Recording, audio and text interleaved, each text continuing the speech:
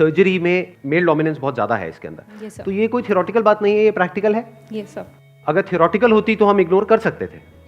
आप समझ गए मेरी बात, कि अगर ऐसी हवा में कोई बात कोई बोल रहा है कि मतलब मान लो आप मोटे नहीं हो और आपको कोई मोटा मोटा बोल रहा है तो फर्क नहीं पड़ता ना। अगर तब भी फर्क पड़ रहा है तो बेवकूफ़ कौन है, वो है बोलने वाला या आप हो? आप हो बेवकूफ़। बट ये बात थियोरटिकल नहीं है, ये रियलिटी पे बेस्ड है। यहां पर ये नहीं है कि वो लोग क्या कह रहे हैं, पॉइंट ये है कि रियलिटी यही है। अब ऐसी सिचुएशन में हम क्या करें? फॉर एग्जाम्पल, आप एक ऐसे बैकग्राउंड से हो जहां पर आज तक किसी ने बिजनेस नहीं किया है। आपके जो पेरेंट्स हैं उन दोनों ने ही या उनमें से किसी एक ने सिर्फ जॉब करी है। अब ये कोई थियोरटिकल बात नहीं है। अगर आपके पेरेंट्स आपको कह रहे हैं कि भाई तुम बिजनेस मत करो, हमारे को किसी को ABCD भी नहीं पता है बिजनेस की, ये कोई झूठ नहीं है, ये वो सिर्फ कह नहीं रहे हैं और आप अपने आप को कहो कि नहीं मेरे को इससे फर्क नहीं पड़ता है। ये रियलिटी है। बिल्कुल ऐसा है जैसे आप जा रहे हो छलांग मारने के लिए किसी स्विमिंग पूल में, गहरे पानी में, और कोई आपको आकर के कह रहा है कि बेटा मुझे भी तैरना नहीं आता है, तुम्हें भी नहीं आता है, थोड़ा संभल के। तो आपको यहां पर ये नहीं करना कि मेरे सेशंस देख करके कहो कि मेरे को फर्क नहीं पड़ना चाहिए कि दुनिया क्या कह रही है। सब कह रहे हैं मत कूद मत कूद, लेकिन मैं तो कूदूंगा, मैं मोटिवेटेड हूं, मैं चार्जड अप हूं, मैंने बहुत सेशंस देखे इस बंदे के। और आप जाओ जाकर के सीधा गहरे पानी में छलांग लगा दो, क्या होगा? मेरा कोई सेशन काम आएगा? डूब जाओगे, मर जाओगे। तो अब ऐसी सिचुएशन में क्या किया जाए? दोनों में फर्क समझ आ रहा है ना? कि एक है मैं बोलता हूं सबसे बड़ा रोग क्या कहेंगे लोग। प्रॉब्लम क्या है, ज्यादातर लोग मेरी बातों को लिटरली ले लेते हैं कि एक बात पकड़ी और उसको हर सिचुएशन में अप्लाई कर दिया। ऐसा कभी नहीं होता है। आपको पहले समझना पड़ेगा मैं किस कॉन्टेक्स्ट में बोल रहा हूं। सबसे बड़ा रोग क्या कहेंगे लोग, जहां पे वो सिर्फ बोलने के लिए बोल रहे हैं या आपको नीचे गिराने के लिए बोल रहे हैं या फिर हवा में बातें कर रहे हैं, जिन बातों का कोई सर पैर नहीं है। लेकिन अगर कोई इस लेवल की बात कर रहा है जो लॉजिकल है, प्रैक्टिकल है और रियलिटी पे बेस्ड है, तो आपको वहां पर रुकना है, आराम से समझना है कि वो जो बंदा बात कह रहा है, फिर वापस से रीस्ट्रक्चर करना है अपने माइंड को और प्लान करना है कि अब मैं उस काम को करूं या छोड़ूं। Make sense? हाँ। तो अब इस सिचुएशन में क्या किया जाए, ध्यान से समझना। देखो, अब अगर वो कह रहे हैं कि सर्जरी में तुम क्यों आ गई, क्योंकि उसके पीछे आप ये सब शेयर करना चाहते हैं कैमरे में? कोई दिक्कत नहीं है, ठीक है। तो वो इस वजह से कह रहे हैं क्योंकि ये रियलिटी है। तो अब क्या किया जाए वहां पर?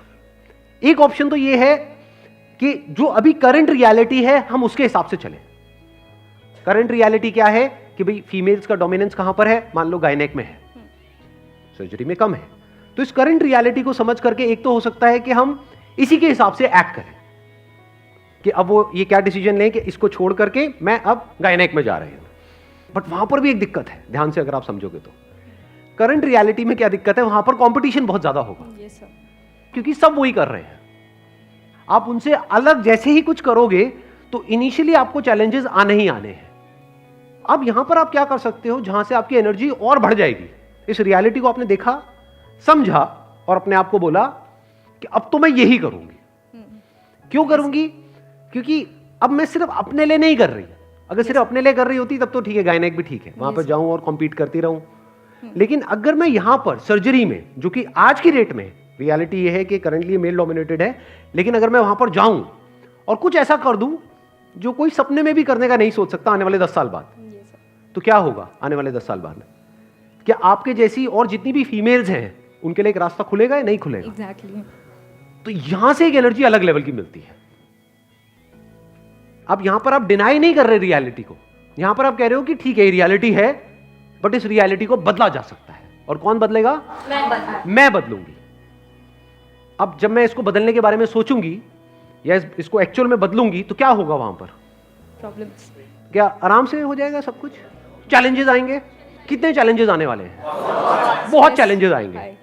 तो मेंटली आपने अपने को क्या बोला? I am ready for all these challenges. क्योंकि इतने सारे चैलेंजेस ओवरकम करने के बाद में एंड में जो सक्सेस मिलेगी वो सक्सेस लाख गुना ज्यादा मीनिंगफुल होगी उससे कि अगर मैं बिना किसी चैलेंजेस के जा करके थोड़ी बहुत कहीं पर सक्सेसफुल हो जाऊं। Yes, sir. Now this success is not just meaningful for me but for the world as well.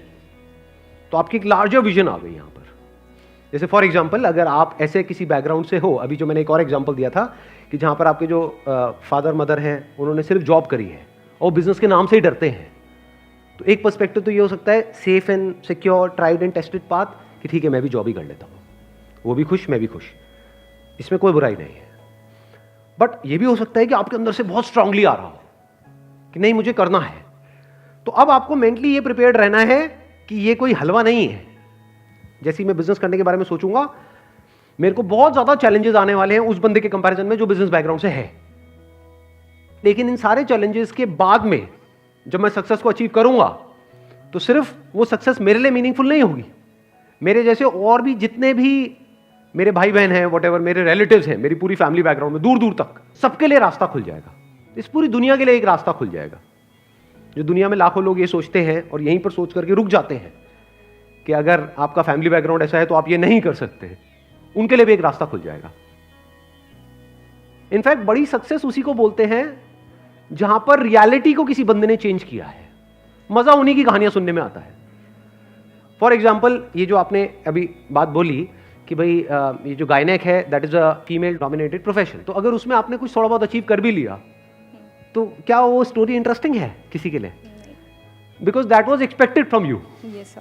सब एक्सपेक्ट कर ही रहे थे, बल्कि अगर आपने वहां पे अचीव नहीं किया तब लोग बोलेंगे ये क्या है, हाँ जो सब करते हैं वो भी तू नहीं कर पाई। बट अगर आपने कुछ ऐसा किया जो और कोई नहीं कर रहा है, यानी आपका पर्पस क्लियर है, आपका ये वाई क्लियर है कि मैं ये कर क्यों रही हूं, तो जितना वो बोलेंगे उतनी आपकी एनर्जी बढ़ेगी। आ रही है बात समझ में? ये बोलने दो ना, यही तो मैं चाहती हूं कि लोग बोले कि तू नहीं कर सकती, तभी तो करने में मजा आएगा। सर ये जो मैंने 3 मंथ्स का ब्रेक लिया था, इसमें मैंने रियलाइज़ किया कि मीनिंगफुल हो मेरा पर्पस। तो इसके लिए मीनिंगफुल बनाने के लिए मैंने सोचा कि सर्जरी में मेल्स ही दिखाने नहीं आते, फीमेल्स भी दिखाने आते हैं पेशेंट्स। और इंडिया में breast cancer second most common है, so why I should not go for breast oncoplastic surgery in future, जहाँ पे जो मेरे चांसेस है बहुत ज़्यादा इंक्रीज हो जाएंगे। और फीमेल पेशेंट्स प्रेफर करते हैं कि फ़ीमेल को ही दिखाएं आज भी इंडिया में। तो मैंने ये मीनिंगफुल पर्पस ढूंढा। It is a very sensible thing that you have chosen कि भाई ठीक है, अगर ब्रेस्ट सर्जरी होनी है तो there are lot of females in India, specially उनकी जो फैमिली होती है वो कंजर्वेटिव होती है। कि जब लेकर के जा रहे हैं उनको किसी हॉस्पिटल में, तो वो चाहेंगे कि एक फीमेल डॉक्टर ही उनका चेकअप करे। जबकि एक्चुअल में इस प्रोफेशन में कोई फर्क नहीं पड़ता है कि वो डॉक्टर मेल है या फीमेल है, क्योंकि उनका काम है सर्जरी करना, राइट? लेकिन फिर भी कहीं ना कहीं ये फीमेल रिलेटेड प्रॉब्लम्स में वो चाहेंगे कि एक फीमेल ही हो। तो this is one way of looking at it. But reality में एक्चुअली मजा पता है किस चीज में आएगा? कि जहां पर कोई सोच भी नहीं सकता कि एक फीमेल हो सकती है, वहां पर भी आप हो। मान लो कोई अगर एक मेल्स हैं वो फीमेल्स की सर्जरी कर सकते हैं, तो आप मेल्स की क्यों नहीं कर सकते? एग्जैक्टली। मेल्स के बॉडी पार्ट की क्यों नहीं कर सकते? Why not?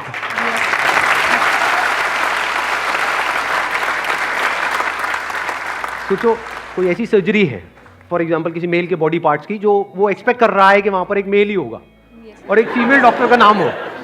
वो पूछेगा भी नहीं रिसेप्शन पे, वो तो ये एक्सपेक्ट ही करेगा कि वहां पे कोई मेल डॉक्टर ही होगा। और वो जाए और जाकर के एकदम से नाम देखे, तब भी उसको यकीन ना हो, वो कहेगा हाँ हो सकता है। मतलब जैसे होता नहीं है, कुछ ऐसे नाम होते हैं जो दोनों में मेल फीमेल में चलते हैं, लेकिन वो जैसे ही आपको देखे तो उसको शॉक लगे।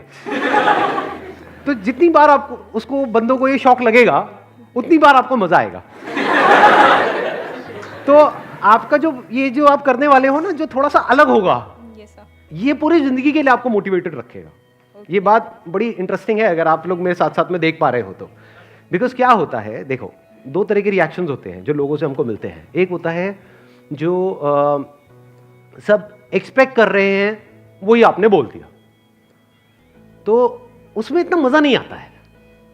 उसमें आपको अंदर से आप क्या कह सकते हो, एक सेंस ऑफ ना तो सेटिस्फैक्शन होता है, ना एक सेंस ऑफ प्राउड होता है, ना कुछ अंदर ट्रिगर होता है।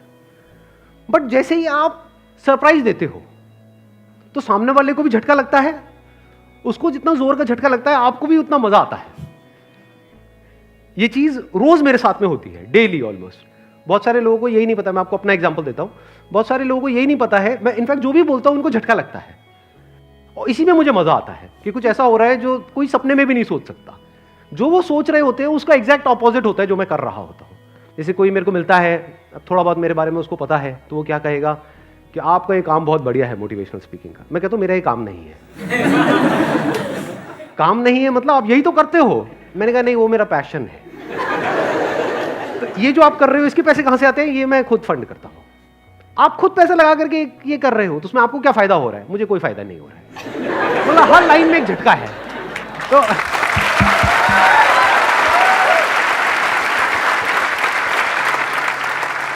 हर लेवल पे एक झटका लगता है, उसी में मजा आता है। लेकिन ये सब उनके लिए झटका है, मेरे लिए नहीं है, क्योंकि मेरे फंडे क्लियर है, मेरा अपना पर्पस क्लियर है कि मैं क्या कर रहा हूं, क्यों कर रहा हूं, वो करके एग्जैक्टली क्या होने वाला है, आने वाले 10 साल बाद क्या होने वाला है, 50 साल बाद क्या होने वाला है, 1000 साल बाद क्या होने वाला है, मैं वहां तक देख रहा हूं। तो मेरे फंडे बिल्कुल क्लियर है, आंसर्स बिल्कुल क्लियर है। कोई भी आएगा, बहुत लोग अप्रोच करते हैं, बहुत तरह तरह के, पता नहीं कहां कहां से, कि आप बोलो ना कितने पैसे लोगे। मैंने कहा तू भाई सब कुछ दे दे तब भी नहीं आऊंगा। समझे? तो मजा आता है खेल में, नहीं तो बंदा फिसल जाता है। जैसे फॉर एग्जाम्पल यहां पर आई एम श्योर कि जैसे आप लोगों से मैं पूछूंगा कि हाँ भाई ये करना चाहते हो, आप कहोगे कि नहीं मैं ये काम तो बिल्कुल भी नहीं करना चाहता। अच्छा ठीक है, 20,000 रुपये महीने का मिलेगा। नहीं मैं नहीं करना चाहता। 50,000 रुपये महीने का मिलेगा। एक मिनट सोचना पड़ेगा। लाख रुपए महीने का मिलेगा। सर करो ना, बताओ ना क्या करें। नहीं, तो वहां पर कुछ भी इंटरेस्टिंग नहीं है, बड़ा बोरिंग सा है, क्योंकि यही दुनिया एक्सपेक्ट करती है कि सबका अपना एक रेट कार्ड है, चाहे वो कितना भी बड़ा सेलिब्रिटी क्यों ना हो, पैसे दो और कुछ भी बुलवा लो। सब बिकने के लिए तैयार बैठे हैं, कचरा भी बेचने के लिए बिक रहे हैं। मैं नाम नहीं लूंगा किसी का भी, जानते हो ना ऐसे सो कॉल्ड सेलिब्रिटीज को। हाँ, अब मजा किस चीज में आता है? कुछ ऐसा करो जो कोई सपने में भी नहीं सोच सकता। कि अगर मैं अगेन नाम नहीं लूंगा, वो सेलिब्रिटी है, वो मान लो 1 करोड़ में आ जाता है, 2 करोड़ में आ जाता है, तू भाई मेरे को 100 करोड़ देगा तब भी मैं नहीं आऊंगा। ना है तो ना है।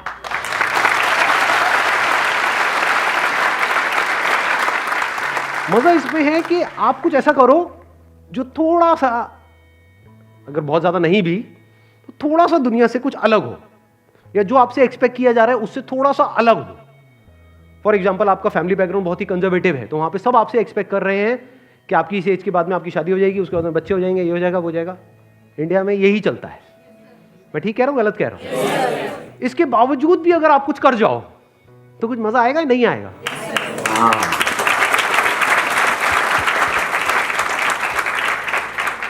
तो थोड़ा सा लाइफ को इंटरेस्टिंग बनाओ। इंटरेस्टिंग कैसे बनी रहती है? जब आपने कुछ थोड़ा सा अलग किया है।